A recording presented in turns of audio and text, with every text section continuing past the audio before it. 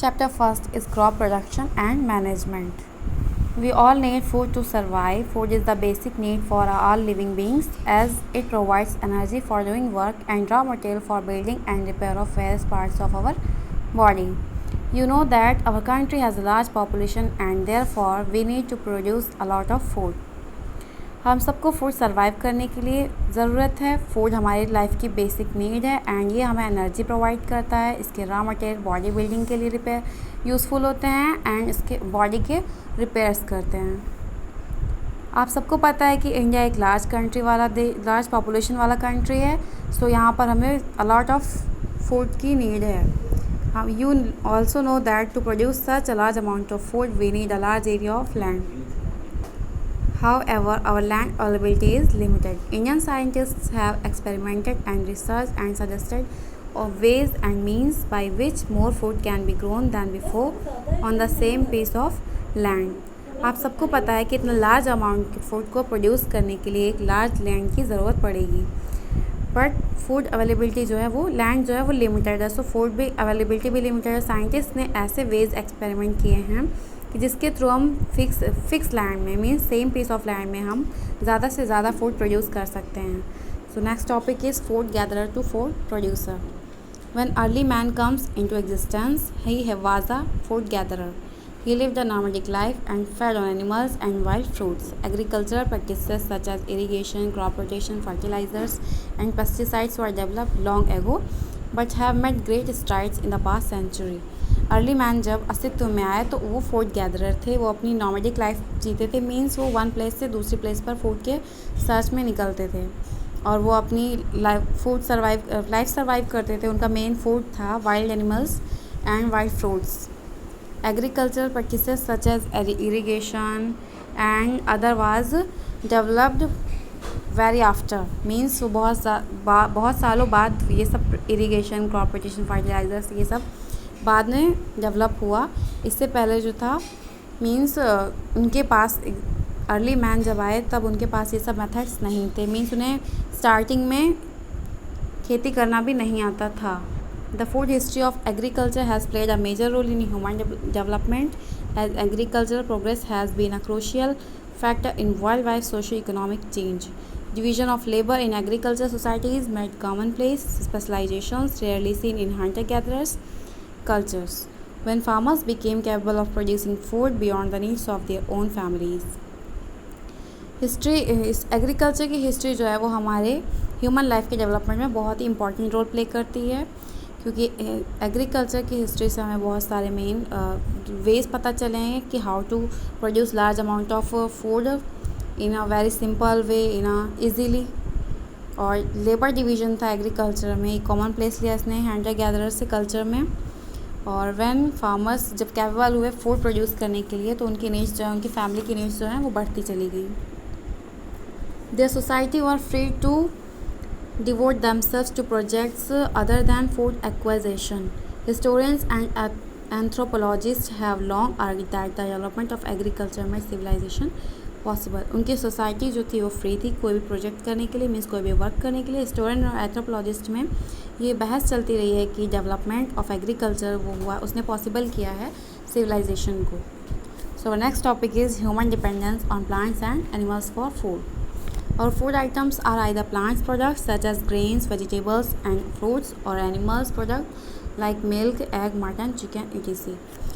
In real life, our food item जो हैं वो या तो plant products हैं या फिर animal products हैं. Plant products जैसे हैं grains हैं, vegetables, fruits हैं. Animal products हैं milk, egg, mutton, chicken, etc. We eat various parts of plant as food. For example, grain of rice ये हमारी डेली लाइफ में हम यूज़ करते हैं. Wheat and corn and are seeds, radish and carrot are roots. और potatoes, ginger जो है वो स्टेम है. मीन्स प्लांट्स के हम एवरी पार्ट को यूज़ करते हैं अपनी फूड के लिए. और हम लीव्स भी यूज़ करते हैं, स्टेम भी यूज़ करते हैं बहुत सारे फ्रूट्स एंड प्लांट्स की. दस human beings depend on plants and animals for their food. इस तरह ह्यूमन बींग एनिमल्स पर डिपेंड करते हैं अपने फूड के लिए. Agriculture and agricultural practices. The branch of science which deals with methods of food production is known as agriculture. Science की ऐसी ब्रांच जिसमें फूड प्रोडक्शन के मेथड हम पढ़ते हैं, that is called agriculture. Besides studying the new methods of food production in this branch of science, we also study about how new and better varieties of crops can be grown. इस method में हम यही नहीं पढ़ते हैं कि food production कैसे करना है, बल्कि हम ये भी पढ़ेंगे कि कैसे न्यू एंड बेटर वैरायटी की क्रॉप उगाई जा सकती है. How animals and birds like cows, hens, ये कैसे हम पाल सकते हैं अच्छे तरीके से और जिससे हमें ज़्यादा से ज़्यादा मिल्क मिले या बेटर क्वालिटी के एग मिले. ऑल दीज न्यू मेथड्स जो होते हैं विच साइंटिस्ट डेवलप करते हैं, इससे हम बोलते हैं agriculture practices. We need vegetables, fruits, cereals, pulses, etc food. ये सब हम एज अ फूड नीड करते हैं. For our clothes we need the fiber of plants और एनिमल्स. और अपने क्लॉथ्स के लिए हमें प्लांट्स या एनिमल्स के फाइबर चाहिए होता है. We get all these foods and fibers by farming और एग्रीकल्चर. और हम ये सब मिलता है या तो फार्मिंग से या एग्रीकल्चर से. सो नीचे एक प्रोजेक्ट है, make a list of things which you use every day, categorise those items which you get directly और indirectly from agriculture. Does your list look like the one given below. So आपको क्या करना है कि अपने daily everyday use से आपको list से एक फर्स्ट कॉलम में फूड का नेम लिखना है, फिर सेकंड में लिखना है डायरेक्ट फ्रॉम एग्रीकल्चर. अगर वो हमें डायरेक्ट एग्रीकल्चर से मिल रहा है तो उससे आपको लिखना है, और अगर इनडायरेक्टली मिल रहा है तो आपको इनडायरेक्ट एग्रीकल्चर लिखना है. From For easy reading, agriculture practices have been divided into the following groups as given in the following table. So agriculture practice के लिए प्रोडक्ट्स के लिए जो है उनके ग्रुप डिवाइड किए गए हैं. मीन्स देखिए आप कैटेगरी जो है वो जैसे फर्स्ट कैटेगरी है मिलेट्स, तो इसके एग्जांपल क्या है, sorghum means jowar, ragi finger millet and bajra pearl millet. और पल्सेस में आता है arhar means tur, black gram urad that is, और green gram that is moong and Bengal gram that is chana. Beans में इंक्लूड होता है pea, soybean, cowpea, lentil. Oil seed include mustard, groundnut, soybean, sunflower, linseed, castor and cotton seeds. Root crop include carrot, turnip, sweet potato. Tuber crops include potato, tapioca, ginger and turmeric. Sugar crops include sugarcane and beetroot. Plantation crops are coffee, tea, rubber and coconut. Did you know points में आप देखते हैं horticulture के बारे में given है. सो horticulture के बारे में हम ये पढ़ेंगे. हॉर्टिकल्चर वर्ड जो है वो डेराइव किया गया है 2 लैटिन वर्ड से. That first one is Hortus, इसका मीन्स होता है गार्डन, एंड कल्चर मीन्स होता है कल्टीवेशन. सो ऐसी प्रोसेस, ऐसा ब्रांच है साइंस की एग्रीकल्चर की जिसमें हम स्टडी करेंगे ग्रोविंग एंड प्रोडक्शन वेजिटेबल्स के बारे में, फ्रूट्स के बारे में, ऑर्नामेंटल प्लांट्स के बारे में एंड मैनेजमेंट ऑफ आर्चर्ड. ये सब के बारे में हम पढ़ेंगे हॉर्टिकल्चर के ब्रांच में. और हॉर्टिकल्चर्स जो रिसर्च करते हैं न्यू वेज जिससे हम बेटर वैरायटी के फ्रूट्स पा सकें या वेजिटेबल्स हम पा सकें, और वो भी लार्ज क्वांटिटी में. So come to the next point that is types of crops. तो the crops are classified into 2 types. The first based on the season, mean season के अकॉर्डिंग क्रॉप को क्लासीफाई किया गया. The first one is rabi crop. Rabi crops जो होती हैं ये crop होती हैं जिन्हें हम सोन करते हैं नवंबर में एंड हार्वेस्ट करते हैं अप्रैल के मंथ में. These plants include cereals such as wheat and most of the legume plants. And second one is kharif crops. Kharif crop जो होती हैं वो होती हैं सीड सोन होती हैं जुलाई में एंड हार्वेस्ट की जाती हैं अक्टूबर के मंथ में. इस प्लांट्स में का एग्जांपल इंक्लूड करते हैं cereals such as paddy and maize. So our next topic is steps in raising agricultural production. Cultivation of crops involves several steps undertaken by farmers over a period of time. You may find that these steps are similar to carried out by a gardener or even by you when you grow ornamental plants in your house. These steps are referred to as agricultural practices or the steps of farming. Cultivation जो होता है crop का वो involve करता है बहुत सारे step as a farmer, वो भी 1 पीरियड ऑफ टाइम में. अगर आप सिमिलर वे से क्या या तो एक गार्डनर होगा या फिर आप खुद करोगे अपने घर में या आसपास कहीं भी फार्मिंग, तो मेथड्स ऑलमोस्ट सेम ही होते हैं. सो फर्स्ट मेथड हम देखते हैं that is preparation of soil. तो एग्रीकल्चर में क्या होता है, मींस फार्मिंग में सबसे फर्स्ट स्टेप जो होता है वो सॉइल को प्रिपेयर किया जाता है. मींस कुछ भी बोना होगा तो हम सबसे पहले सॉइल को प्रिपेयर करेंगे. This is very first step which helps to enrich the soil and make it more fertile and aerated to be suitable for plants growth. ये फर्स्ट स्टेप है. इससे क्या होता है सॉइल इनरिच होती है एंड हम फर्टाइल होती है, मोर फर्टाइल होती है और एरेटेड होती है प्लांट्स की ग्रोथ के लिए. It involve addition of manure. इसमें मैन्योर को ऐड किया जाता है। फॉलोड बाय इसके स्टेप्स हैं turning, loosening, levelling of the soil using agriculture implements. Example है spade, plough and mechanical farm implements. So इसमें इंक्लूड है फर्स्ट स्टेप प्लोइंग। प्लोइंग क्या होता है, जैसे जिसमें एक एनिमल को यूज़ कर सकते हैं और उसमें पीछे जो लगाता है प्लो। सो ये प्रोसेस अब करंट टाइम में मैक्सिमम होती है मशीन से। So plowing is the process of loosening and turning the soil better for better percolation of water and air. It is done with the help of plow driven by the tractor or by animal. ये ploughing process है जिसमें soil को loose किया जाता है, turn किया जाता है, और ये प्रोसेस डन की जाती है या तो प्लो से जो ड्राइव करता है, क्या या तो ट्रैक्टर ड्राइव करेगा या फिर एनिमल से। सो प्लो जो होता है वो मेड होता है of iron and wood. So if soil is very dry it may need to be water before ploughing. लेकिन अगर सॉइल बहुत ज़्यादा ड्राई है तो हम उसे प्लो करने से पहले वाटर करेंगे, मीन्स उसमें पानी डालेंगे खेत में। सो प्लो क्या है ये आप देख लीजिए, फिगर में गिवन है। आई होप आप देख के पहचान सकते हैं, ये जान सकते हैं। इसे हल कहते हैं। So this is an implement made of would और आयरन। या आयरन या वुड का बना होता है। इसमें एक होता है ट्रायंगुलर आयरन स्ट्रिप जिसे हम बोलते हैं प्लोशेयर। प्लोशेयर आप देख सकते हो फिगर में डिनोटेड है कहाँ पर है। एंड मेन पार्ट जो होता है वो लॉन्ग लॉग होता है वुड का, जिसे हम कहते हैं प्लो शाफ्ट। और वन हैंडल पे एंड होता है plough shaft end the other end होता है अटैच होता है बीम से, विच इज़ प्लेस ऑन, जो बुल नेक पे प्लेस किया जाता है। एक्टिविटी देखिए इंपॉर्टेंस ऑफ प्लोइंग।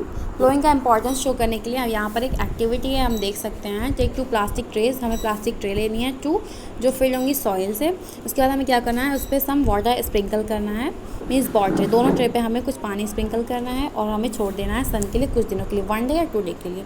फिर आपको क्या करना है कि 1 ट्रे को प्लो कर देना है एंड अदर ट्रे को नहीं करना है। और फिर क्या करना है, आपको प्लांट करना है 5 बीन सीड्स। दोनों ट्रे में आपको 5 बीन सीड्स लगानी है और उसके बाद दोनों को हमें एक ही जगह पे रख देना है सनलाइट में, और दोनों को वाटर करना है इक्वल वॉल्यूम से, मीन्स जितना वो वाटर आप 1 ट्रे में डालोगे उतना ही सेकेंड ट्रे में। एंड उसके बाद आपको कुछ टाइम के लिए उसको रख देना है। फिर कुछ डेज़ में आप देखोगे कि किस वाली ट्रे में ज़्यादा जो है जर्मिनेट होती है सीड।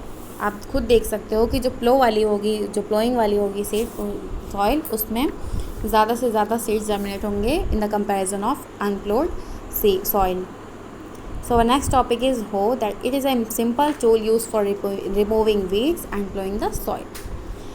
So ये एक टूल है जिसे weeds को हटाने के लिए यूज़ करते हैं। So आप अभी आगे पढ़ोगे what are weeds. It consists of long rod of wood और iron. ये wood का आयरन का long rod होता है, या तो wood का या आयरन का। और strong rod and bend plate is of iron is fixed at one of its and. और आयरन की एक प्लेट होती है, इसके वन एंड पे लगी रहती है और जो ब्लेड की तरह वर्क करती है, इसे पुल करता है एनिमल।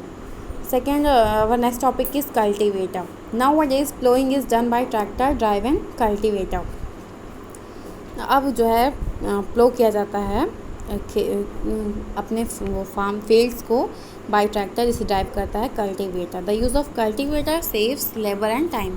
कल्टीवेटर के यूज़ से क्या होता है, हमारा लेबर भी सेव होता है, मीन्स अपने मज़दूरों कम से कम मज़दूर में मीन्स मज़दूर की ज़रूरत ही नहीं पड़ेगी, या उसे जो चलाने के लिए कल्टीवेटर को 1-2 लगेंगे, एंड टाइम की भी बचत होगी, कम टाइम में हमारा पूरा फील्ड हो जाएगा। Next topic is levelling.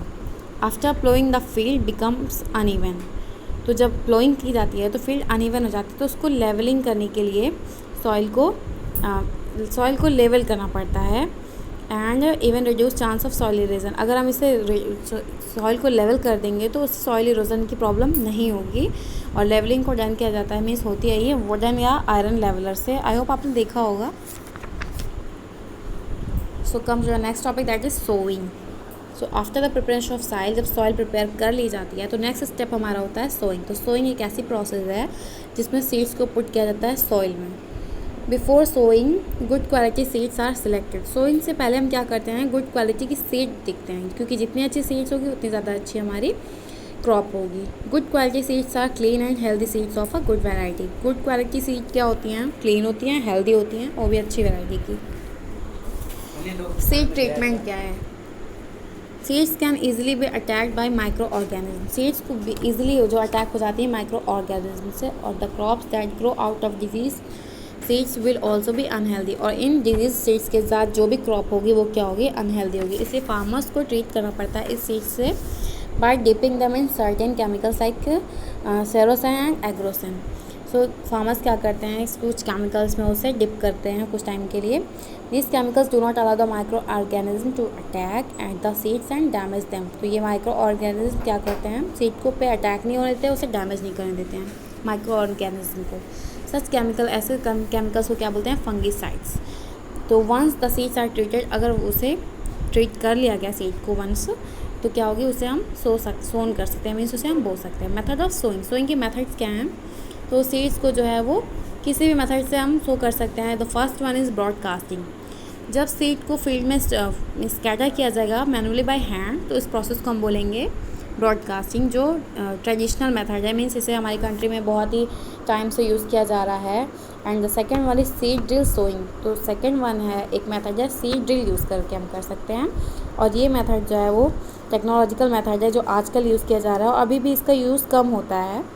तो seed drill is a funnel shape, ये फनल शेप का स्ट्रक्चर होता है, इसमें 5 या 6 पाइप होते हैं जो आउटलेट्स में होते हैं, और इसमें सीड फिल होती है रेगुलर इंटरवल पे, फनल्स के थ्रू जो है सीड निकलती जाती हैं पूरे, और सीड ड्रिल को वो ड्राइव करता है या तो कैटल या ट्रैक्टर।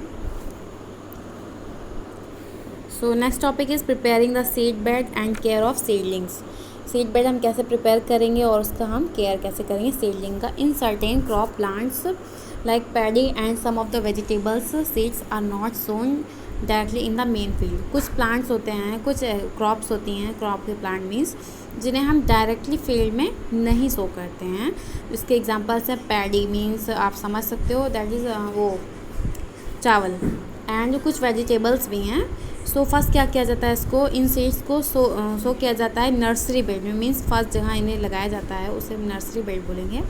एंड वंस अगर वो एक सर्टेन एज तक हो जाएंगी तो फिर उन्हें ट्रांसफ़र किया जाता है मेन फील्ड में, मीन्स एक जगह पहले कहीं लगाया जाता है जहाँ उसे हम बोलेंगे नर्सरी बेड, और उसके बाद वहाँ से हम निकाल के मेन फील्ड में ले जाएंगे।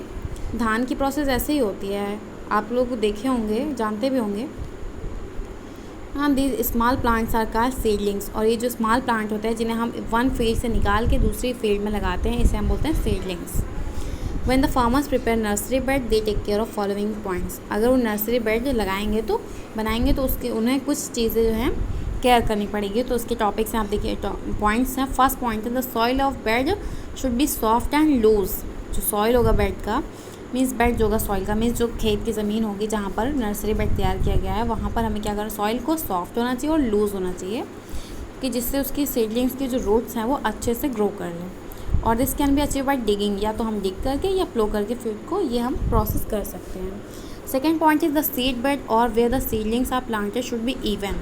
और जहाँ पर प्लांट किया गया है, मीन्स जहाँ पर लगाया गया है प्लांट्स को, वो इवन होना चाहिए, मीन्स जिससे वाटर जो होगा वो प्लांट्स में और वाटर डिस्ट्रीब्यूट होगा इसमें इक्वल, ऑल लैंड में इक्वल होगा। तो अगर इवन होगी फील्ड तो उससे हर प्लांट्स को इवनली वाटर मिल जाएगा इक्वली, अदरवाइज़ नहीं मिल पाएगा, सो वो अच्छे से ग्रो नहीं कर पाएंगे। Third point is all weeds are और unwanted plants in the field must be remove. और जितने वीड्स क्या होते हैं, जो अनवांटेड प्लांट्स होते हैं, मीन्स जिनका यूज़ नहीं होता, वो अपने आप ही खेत में निकल जाते हैं, उन्हें एक्स्ट्रा प्लांट्स होते हैं, उन्हें हमें निकालना पड़ता है।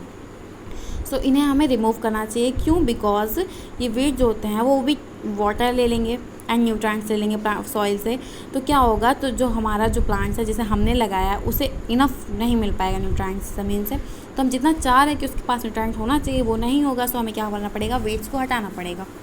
सो दी सीडलिंग्स होती हैं वो उन्हें ज़रूरत पड़ती है प्रोटेक्ट होने की, किससे, डिजीज़ जैसे एंड पेस्ट होती है, इनसे हमें सेव करना पड़ता है। Next topic is transplanting.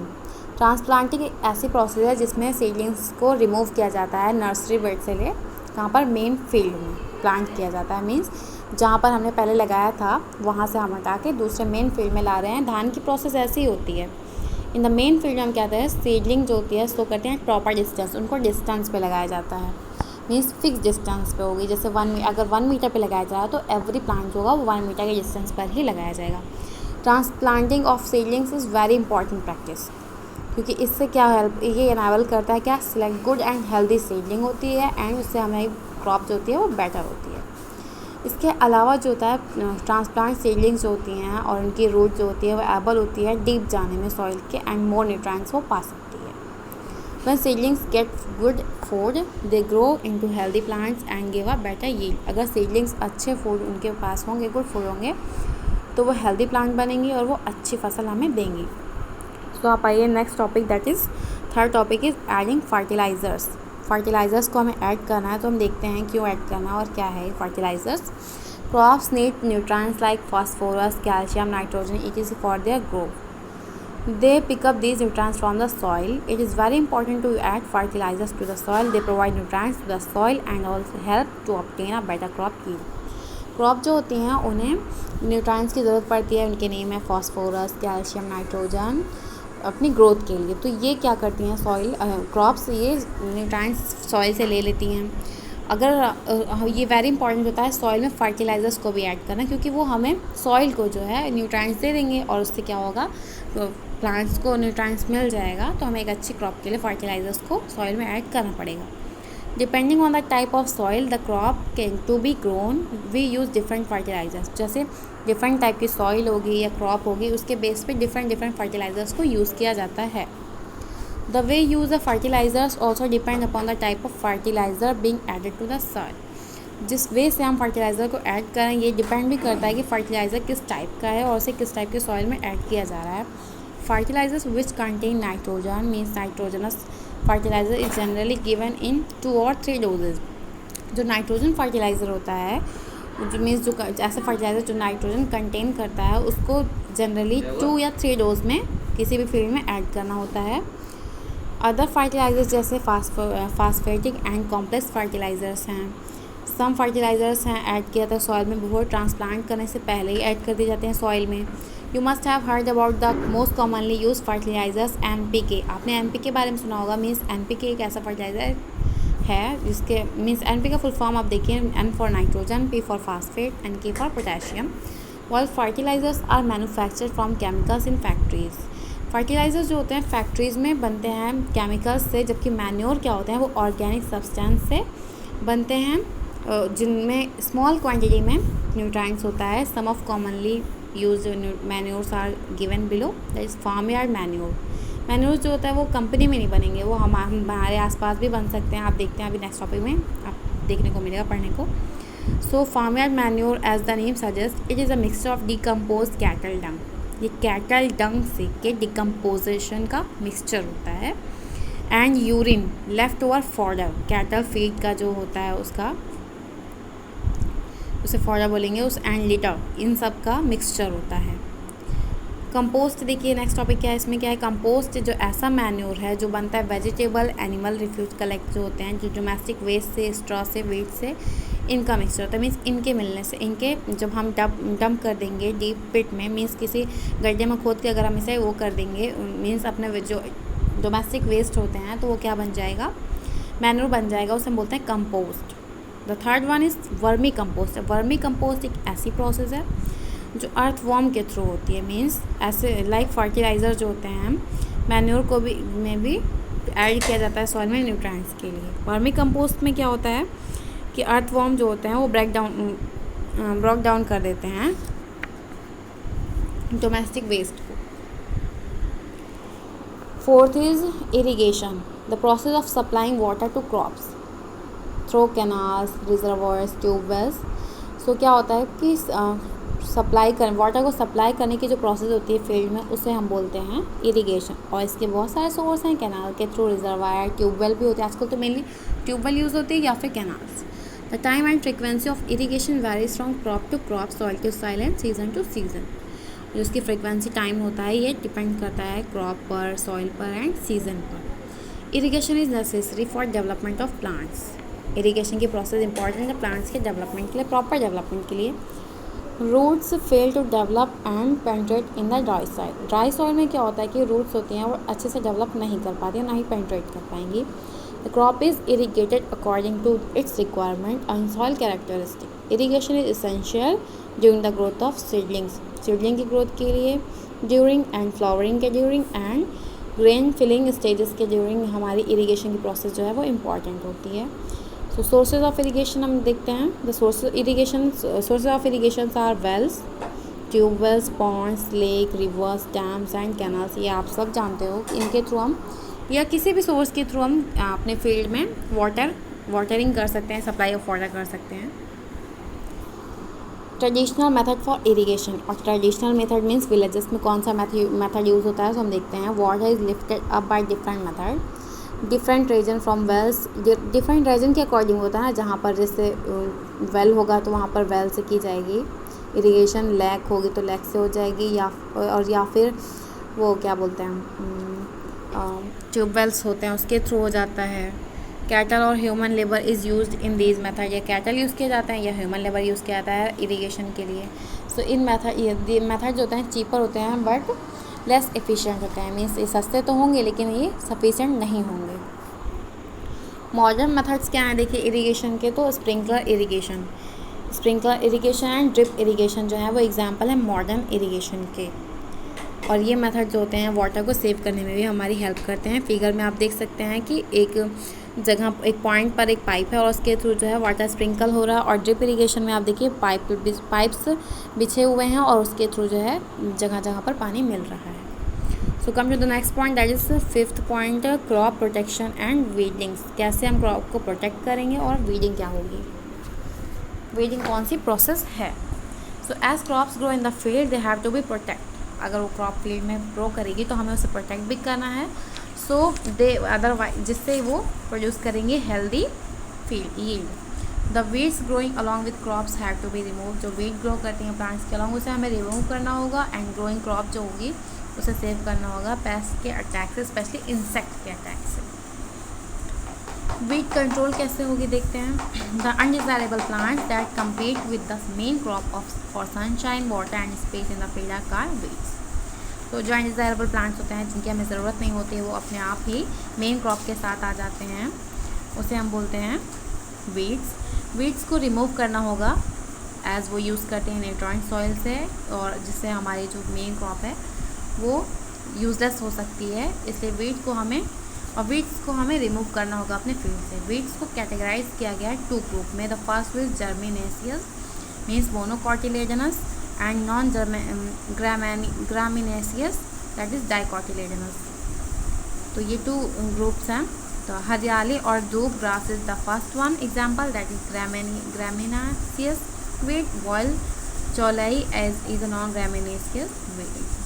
Before sowing or transplanting seedlings, weeds are removed by hand से भी रिमूव कर सकते हैं और या हेल्प ऑफ प्लो और हैरो, या इसकी हेल्प से हम कर सकते हैं. If some of these weeds grow again during the crop they must be remove. अगर फिर से आ जाती हैं तो हमें उसे रिमूव करना होगा. इसे हम रिमूव कर सकते हैं या तो हैंड से, या हम स्प्रे कर सकते हैं वीड किलिंग केमिकल जिसे हम बोलते हैं वीडीसाइड. इसके एग्जाम्पल हैं 2,4-D, MCPA एंड सिमाज़ाइन. सो आप देख सकते हैं कुछ वीड्स गिवन है फिगर में. The first one is insect और second is amaranthus, chenopodium, convolvulus, wild oat.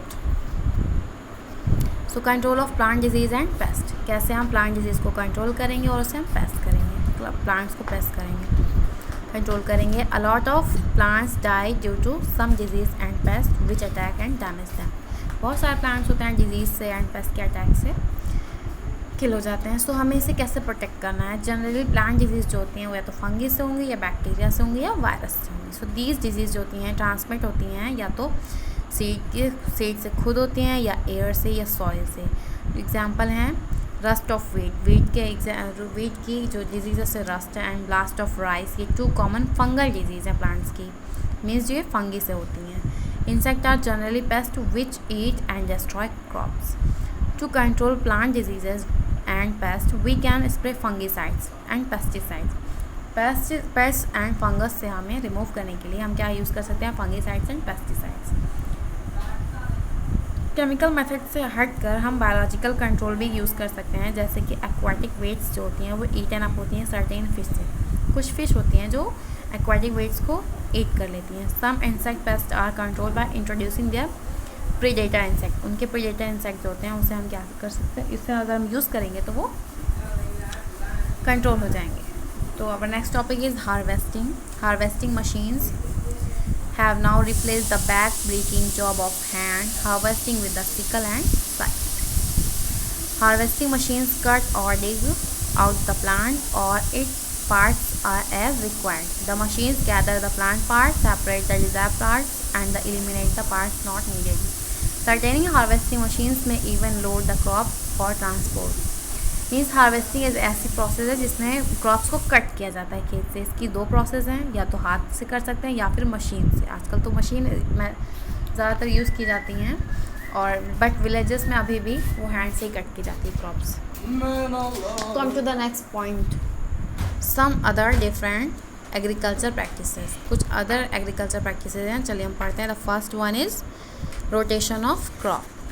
Crop का रोटेशन क्यों किया जाता है? तो अगर हम विलेज में होंगे तो हम अगर विलेज के लोग ये जानते हैं और देखते हुए हैं, शहरों में तो जगह ही नहीं होती है एग्रीकल्चर के लिए. विलेज में ही होता है कि जो क्रॉप होती है उसको रोटेट किया जाता है. मीन्स कुछ क्रॉप्स होती हैं, कुछ अलग सीज़न में लगाई जाती हैं, फिर वो हटाई गई तो नेक्स्ट दूसरी लगाई गई, फिर वो हटाई गई नेक्स्ट दूसरी लगाई गई. तो या फिर सेम फील्ड में हमेशा एक ही क्रॉप नहीं लगाई जाती है, अलग अलग लगाई जाती है. तो इसके हमारे क्या क्या यूज़ हैं, यूटिलाइजेशन क्या है, हम पढ़ते हैं इस टॉपिक में. चलिए, जैसे वीट क्रॉप जो है वो प्लांट की जाती है नवंबर के मंथ में, जबकि हार्वेस्ट होती है मार्च अप्रैल में. और राइस क्रॉप जो होती है वो जून जुलाई में लगाई जाती है और उसे हार्वेस्ट किया जाता है अक्टूबर नवंबर में. तो the land that lies fallow in between these two cereal crops can be use by the farmers for sowing leguminous crops at this time. So इन क्रॉप्स के बीच का जो टाइम बच रहा है, मीन्स ये राइस के एंड वीट के, तो इसके बीच में जो क्रॉप लगाई जाती है वो that is leguminous crop. Leguminous crop क्या होती हैं, वो उन्हें ग्रो करने में ज़्यादा टाइम नहीं लगता है. मीन्स कई मंथ नहीं लगेंगे, वो कुछ ही टाइम में, कुछ ही मंथ में, 1 और 2 मंथ में प्रिपेयर हो जाती हैं.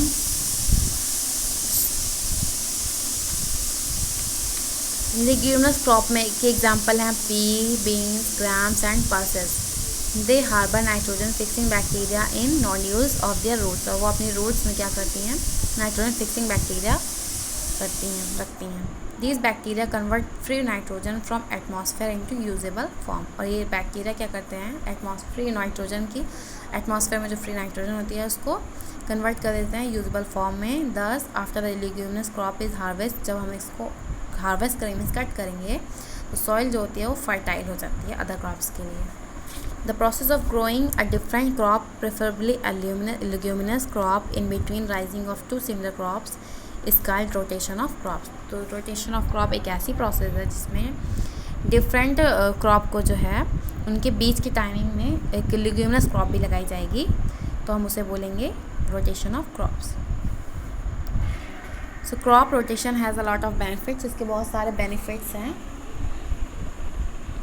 The first one is land gets utilise. Land जो होती है वो यूटिलाइज हो जाती है. मीन्स जिन मंथ में फ्री रहेगी हमारी लैंड, उसमें हम यूटिलाइज कर सकते हैं उसको. And second one is the pulse crops uses up different nutrients from the soil. जो पल्स क्रॉप होती हैं वो न्यूट्राइंट्स को सॉइल से ले लेती हैं, बिकॉज लेग्यूमिनस क्रॉप जो होती हैं वो सॉइल में न्यूट्राइंट्स ऐड कर देती हैं. But it fixes the nitrogen from the air and makes the soil richer in nitrogen and so more fertile. ये सॉइल में नाइट्रोजन ऐड कर देते हैं. मीन्स जिसके थ्रू आप जान सकते हैं, अभी मैंने आपको पढ़ाया, बैक्टीरिया जो होता है इसमें वो कन्वर्ट कर देता है नाइट्रोजन के एटमॉस्फेयर को, जो एटमॉस्फेयर की नाइट्रोजन होती है उसको यूजेबल फॉर्म में. एंड इससे लैंड क्या होती है, मोर फर्टाइल हो जाती है. This way the next cereal crop gives a better yield. इससे क्या होता है कि जो नेक्स्ट क्रॉप होती है हमारी वो अच्छी फसल देती है. If we do not practice crop rotation by growing different crops on a piece of land but continue to grow the same crop year after year, they will keep on using the same nutrients from the soil till all the nutrients in the soil get used up. अगर हम ये process नहीं करेंगे और एक ही फसल को बार बार अपने खेत पर लगाते रहेंगे तो क्या होगा, वो सारे न्यूट्रिएंट्स को यूज़ कर लेंगे. तो जो हमारे न्यू जो होंगे ग्रोन प्लांट्स होंगे वो पुअर नोरिशमेंट वाले होंगे. मीन्स उनके पास न्यूट्रिएंट्स कम होंगे, तो वो हमारे लिए हेल्दी नहीं होंगे, वो वीक होंगे. उनके प्लांट्स जो होंगे वो वीक होंगे और वो बैड क्वालिटी के होंगे, तो वो हमारे लिए हेल्दी नहीं होंगे.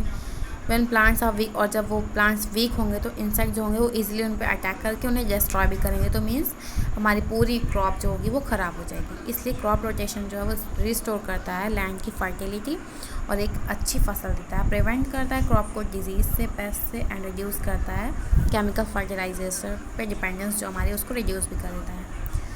Next topic is multiple cropping. Multiple cropping क्या है? एक ऐसी प्रोसेस है जिसमें हम 2 से 4 क्रॉप जो होती है one after the other year में हम लगा देते हैं सेम फील्ड में। मीन्स एक ईयर के बाद दूसरे ईयर हम जो है एक ही फील्ड में कई 2 से 4 क्रॉप लगा देते हैं, इसे हम बोलते हैं multiple cropping. Multiple cropping possible है जब हम यूज़ करेंगे crop of varieties, use of crop varieties जैसे दैट ग्रो करती हैं शॉर्ट पीरियड के लिए, शॉर्ट टाइम के लिए जो क्रॉप्स ग्रो करती हैं उसमें हम मल्टीपल क्रॉपिंग यूज़ कर सकते हैं। हाउएवर इससे क्या होता है, टू गेट बेस्ट रिजल्ट के लिए हम there must be properly manage field, इसके लिए हमें बेस्ट रिजल्ट चाहिए होगा तो हम फील्ड को प्रॉपरली मैनेज करेंगे। In fact multiple cropping is the best solution for a country with food problem. Food problem के लिए एक मल्टीपल क्रॉपिंग एक बेस्ट सॉल्यूशन है, because same piece of land पे हम ग्रो कर सकते हैं डिफरेंट काइंड की crops. All the above mentioned practices are meant to ensure the plants have a healthy growth and yield a good crop. जितने भी practices थे एग्रीकल्चर के ऊपर, मीन्स कौन कौन सी rotation of crop and multiple cropping, इससे क्या होगा, हमारे हेल्दी प्लांट्स होंगे एंड जो होगी फसल अच्छी होगी। Along with these developments in our country we have also brought under cultivation more and more land. और इसके इन डेवलपमेंट्स के अलावा हमारी कंट्री ने बहुत सारे कल्टीवेशन के और लैंड के लिए बहुत सारे वेज निकाले, डेवलपमेंट किया है। तो increase cultivation of agriculture crop is in order to meet requirements of growing population. और ये इसलिए किया जा रहा है कि जो पॉपुलेशन ग्रो कर रही है तो उनकी रिक्वायरमेंट्स को फुलफ़िल करने के लिए। सो अब come to the next point, that is improving the variety of seeds. Seeds की वैरायटी को इम्प्रूव किया करना या करा जाना। तो हम देखते हैं कैसे इम्प्रूव हो रही हैं। You must have often heard or read of the advertisement of which encourage farmers to buy new and better varieties of seed. आपने एडवर्टाइजमेंट सुने होंगे जिसमें फार्मर्स इंकरेज किए जाते हैं विद गुड वैरायटी की, बेस्ट वैरायटी की सीड्स परचेज करने के लिए, बाय करने के लिए। Some of these new varieties are resistant to disease and give very good crop. कुछ जो होती हैं वो डिजीज़ रेजिस्टेंट मीन्स डिजीज़ नहीं होने देती और अच्छी वैरायटी की हमें क्रॉप देंगी। और कुछ इम्प्रूव हाई यील्डिंग क्रॉप्स होती हैं जो साइंटिस्ट ने डेवलप किए हैं। सो टेबल में देखिए आप कुछ मेंशन हैं। द फर्स्ट वन इज इधर here, first column is crop and other column of variety. तो राइस का वैरायटी आप देखिए IR8, सेकेंड इज जाया एंड पद्मा बाला। वीट की वैराइटीज़ हैं साबरमती सोनारा, सोनालिका, कल्याण सोना, हीरा मोती, RR21 एंड UP 301। मेज़ का क्वालिटी वैरायटी है Ganga 101, Ranjit and Deccan hybrid. Ladies finger की है भिंडी मीन्स पूसा सवानी, और ब्रिंजल की है पूसा पर्पल, पूसा क्रांति एंड मुक्ता बेशी। सो ये सब वैरायटी की न्यू वैरायटी बनाई गई हैं जिसमें हम अच्छी वैरायटी की और ज़्यादा से ज़्यादा क्वांटिटी में हम प्रोड्यूस कर सकते हैं। और आपको ये पता है कि जो प्लांट्स जो हैं जिन्हें न्यू वैरायटी के डेवलप किए गए हैं, इसे हम क्या बोलते हैं, साइंटिस्ट डेवलप करते हैं न्यू वैरायटी के सीड्स, इसे हम क्या बोलते हैं, इन सीड्स को बोलते हैं प्लांट ब्रीडर्स। प्लांट ब्रीडर्स जो होते हैं वो बेटर क्वालिटी के लिए के ही नहीं होते हैं, बल्कि बेटर क्वालिटी फ्रूट्स भी देते हैं। जो सीड्स होती हैं, जो प्लांट ब्रीडर्स होती हैं, मीन्स जो सीड्स होती हैं वो सिर्फ बेटर क्वालिटी की सीड्स ही नहीं होती हैं, बल्कि वो बेटर क्वालिटी के फ्रूट्स भी देंगी। जैसे मैंगो की देखिए आप, मैंगो के बहुत सारे एग्जांपल है। Mango has been named the king of fruits. इसकी वैरायटीज़ चलो देखते हैं। एग्जांपल में गिवन आप देखिए अल्फोंसे, लंगड़ा, चौसा, सरोली, दशहरी, हिमसागर, सफ़ेदा, सिंदूरी, मलगोबा, एमिनी। इतने टाइप के, इतनी वैरायटी के मैंगो होते हैं। और आप तो इंडिया में रहते हैं, आप जानती हैं मैंगो को, कुछ तो आप खा भी चुके होंगे, कुछ अलग हैं, मे बी यहाँ ना होते हों, इंडिया के डिफरेंट पार्ट्स में होते हों। So come to our next topic, that is preservation and storage of agricultural products. फिर हम कैसे प्रिजर्व करेंगे, बचाएंगे एंड स्टोर करेंगे अपने प्रोडक्ट्स को। जैसे अगर हमने फसल को उगा लिया है, काट के रख लिया है, तो हम उसे कैसे स्टोर करें, अदरवाइज़ वो ख़राब नहीं हो जाएगी। अगर हम उस पर एनिमल अटैक कर सकता है या फिर उसमें फंगस अटैक हो सकता है, कुछ भी हो सकता है, तो हम उसे कैसे बचा के स्टोर करके रखेंगे अपने पास। तो देखिए फर्स्ट प्रोसेस, इसमें प्रोसेसेस हैं कई सारी हैं। तो फर्स्ट है drying. The grains can be dried in the sun और by blowing hot air on them. तो उससे हम ड्राई करके रखेंगे। जैसे ड्राई वीट, तो वीट को क्या होता है, अगर हम ड्राई करके सनलाइट में अगर हम खूब उसे बहुत ज़्यादा ड्राई करके रख लें तो वो होल ईयर के लिए सेफ़ हो जाता है। Next is topic is maintaining storage containers. जो हम स्टोरेज कंटेनर को मेंटेन करेंगे तो गोडाउन्स और गनी बैग्स और टैंक्स और earthen pots use for storage should be free of the cracks and holes and should be clean. तो जो भी गोडाउन्स होते जहाँ भी स्टोर करना है वो फर्स्ट ऑफ ऑल फ्री होना चाहिए क्रैक से, होल से, मीन्स उसमें कहीं भी होल या क्रैक नहीं होना चाहिए और उसे क्लीन होना चाहिए। तो हमारा जो फूड जो प्रोडक्ट है वो स्टोर हो सकता है safely. And third one is chemical treatment. Chemical treatment हम कैसे करेंगे? तो स्प्रेइंग और fumigation insecticide solution converted into fumes of godowns. अगर हम स्प्रे कर देंगे या फ्यूमिगेशन कर देंगे गोडाउन्स में एंड कंटेनर्स में विथ इंसेक्टिसाइड या फंगीसाइड से, तो क्या होगा? स्टोरेज के पहले ही हम अपने कंटेनर में इंसेक्टिसाइड या फंगीसाइड को स्प्रे कर दें, तो उससे क्या होगा? हमारा जो भी है प्रोडक्ट वो सेफ रहेगा। Care should be taken to ascertain that the grains for consumption by human beings are not treated with chemical poisonous to human beings. But ये केयर करना है कि जो भी हमारा प्रोडक्ट है वो नॉट ट्रीट ना किया गया पॉइजनस केमिकल्स से। Grains are often treated with neem kernel powder or paper or mineral oil which prevent laying of eggs by insect pest। तो ग्रेन जो होते हैं वो ऑफन ट्रीट किए जाते हैं नीम कर्नल पाउडर से या फिर पेपर या मिनरल ऑयल से, जो प्रिवेंट करते हैं एग को ले करने से। इंसेक्ट जो एग ले करते हैं उससे पेस्ट इंसेक्ट जो होते हैं उनके एग से बचाते हैं, मीन्स हमारी फसल ख़राब होने से बचाते हैं। Use of improve storage structures which are airtight, rat proof, moisture proof and can maintain a steady temperature are now used for storage के लिए आप बहुत डिफरेंट टाइप के एक कंटेनर्स यूज़ किए जाते हैं। आप फिगर में देखिए air tight storage structure given है और इसको ऐसे स्ट्रक्चर्स के बनाया गया है और few of them are named as Pusa bin. Name भी गिवन है, देखिए first few names are Pusa bin, Pusa cubical and Pusa kothar. Figure आप देख सकते हैं गिवन है और figure shows a type of storage structure का सिलॉस। ये एग्जांपल है सिलॉस के, जो फिगर गिवन है वो सिल्वर टाइप देखिए आप गिवन बना हुआ है, इसे हम बोलेंगे सिलॉस। सो आइए next topic is grain revolution. Grain revolution क्या है? तो एक इम्प्रूवमेंट हुआ था क्रॉप की फसल उगाने में, मीन्स फूड प्रोडक्शन के लिए 1960 एंड 1980 के बीच में एक इम्प्रूवमेंट हुआ था क्रॉप यील्ड में और इसी इम्प्रूवमेंट को बोलते हैं ग्रीन रिवॉल्यूशन। इंडियन एग्रीकल्चर में एक इम्प्रूवमेंट हुआ था 1960 से 1980 के बीच में और इसी इम्प्रूवमेंट को हम बोलते हैं green revolution. Green is denoted to agriculture, means हमारी फसल से, हरियाली से। This is commonly referred to as the golden era और इस टाइम को बोलते हैं गोल्डन एरा ऑफ एग्रीकल्चर या फिर हम बोल सकते हैं ग्रीन रिवॉल्यूशन। और as a result of this we have become self sufficient in food. और इसके रिज़ल्ट से क्या हुआ? हम सेल्फ सफिशिएंट हो गए फूड में, मीन्स अब जो हमारे पास देखिए एक्स्ट्रा क्वांटिटी में फूड होता है, जबकि इसके पहले उतना ही था। अब सरप्लस सिस्टम भी है, मीन्स हम अपने फूड को स्टोर करके रखते हैं या गवर्नमेंट के पास होता है स्टोर, जिससे हम जब चाहें जितना खरीद सकते हैं, और पहले ऐसा नहीं था। इनफैक्ट हम एबल का सरप्लस सिस्टम, हाँ देखिए यहाँ पर गिवन है। और जब नेचुरल कैलामिटीज़ आ सकती हैं जैसे कि ड्रॉट एंड फ्लड्स, तब भी हम यूज़ कर सकते हैं क्योंकि अब हमारे पास सरप्लस सिस्टम है। और credit for green revolution goes to great agriculture scientist of our country. अपने कंट्री के साइंटिस्ट, एग्रीकल्चर साइंटिस्ट, उनका नेम है डॉक्टर M.S. स्वामीनाथन और is the recipient of world food prize for fighting against hunger. और hunger के against उन्होंने world food prize किया था। Thus we find that modern agriculture needs the support of industries to produce farm implements, pump, fertilizers and pesticides.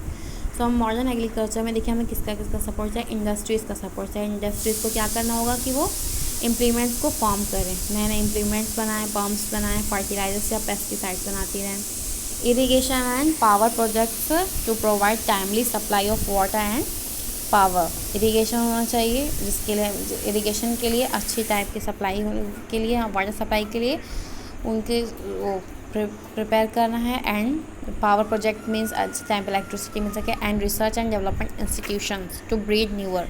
Institutions होने चाहिए जो new breed newer things को breed करें, sturdier, pest resistant and better yielding variety की crops को develop करते रहें।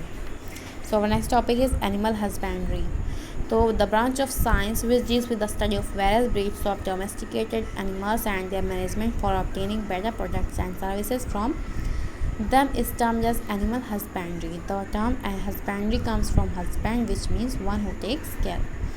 Animal husbandry science की एक ऐसी ब्रांच है जो डील करती है डिफरेंट टाइप के ब्रीड्स से, डोमेस्टिक एनिमल्स के ब्रीड से एंड उनके मैनेजमेंट से, जिससे हम बेटर क्वालिटी के प्रोडक्ट्स हम ऑब्टेन कर सकें जो हमें अच्छी सर्विस दे सकें। जैसे फर्स्ट है, आप देखिए मिल्क गिविंग या मिल्क एनिमल्स। ऐसे एनिमल्स हैं जैसे cows, buffaloes and goats who give us milk, जो हमें मिल्क देते हैं। And next is meat and egg giving animals. So these are pigs, cattle, goat, sheep and fowls and ducks which are main source of meat. From hens and ducks we get egg. The next one is working means draught animals. So these are bullocks, buffaloes, camels and horses are draught animals used for doing work in the field and for transportation of goods and human beings. So working animals क्या होते हैं, या तो field में use किए जाते हैं या ट्रांसपोर्टेशन के लिए। Mules are also be used especially by the army to take things from one place to other place in the hilly areas. Hilly areas हैं, इन्हें भी यूज़ किया जाता है और वन प्लेस से अदर प्लेस पर जाने में या कुछ भी ले जाने में आर्मी स्पेशली यूज़ कर सकती है। Needs for animal husbandry. Animal husbandry की नीड क्या है? सो हमारा जो कंट्री है इसमें लार्ज नंबर के एनिमल होते हैं और येट हमें उनसे कुछ ज़्यादा नहीं मिल सकता है फूड, जितना पॉसिबल है या जितना हम ले सकते हैं लार्ज पॉपुलेशन के लिए उतना हमें नहीं मिलता है। बिसाइड्स फूड के अलावा भी जो हमें एनिमल से मिलता है उससे भी हमारे बहुत सारे काम होते हैं। You all know cattle waste जैसे urine and faeces are natural manure हैं जो सॉइल को इनरिच करते हैं। Unfortunately in India we do not use all the cow dung, एल्बल and a lot of it goes waste. हम ऑल काउ डंग यूज़ नहीं करते हैं और ज़्यादातर ये वेस्ट हो जाता है। गोबर gases plants have been developed so that we can make a use of cattle dung both for fuel as well as to make manure. और गोबर गैस प्लांट क्या होते हैं, इसको यूज़ किया जाता है, डेवलप किया गया है जिससे हम गोबर कैटल डंग को मीन्स गोबर को हम यूज़ कर सकते हैं एज अ फ्यूल, और कैटल डंग को हम यूज़ कर सकते हैं मैन्योर बनाने में। Thus we find that animal husbandry is very important which help us to improve our livestock and other useful animals and make the maximum use of them. So our chapter finished here.